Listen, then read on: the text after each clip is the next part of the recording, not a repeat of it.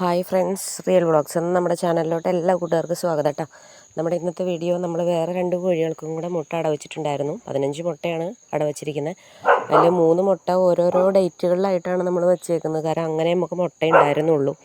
അപ്പോൾ അതിനകത്ത് ഇപ്പോൾ 6 കുഞ്ഞുങ്ങൾ വിരിഞ്ഞിട്ടുണ്ട്. അപ്പോൾ അതിലൊരു മുട്ട ഞാൻ ഇന്നെടുത്ത് ഇങ്ങനെ കുഞ്ഞ് വെളിയിലോട്ട് വരെ ഇച്ചിരി പ്രയാസപ്പെട്ടപ്പോൾ ബുദ്ധിമുട്ടുമാണ്. അപ്പോൾ ഞാൻ എടുത്ത് പൊട്ടിച്ച് കൊടുത്തു കേട്ടോ. അത് നല്ല ബ്ലാക്ക് ആൻഡ് വൈറ്റ് പുള്ളിക്കുഞ്ഞാണ് കേട്ടോ ഇറങ്ങിയേക്കുന്നത്.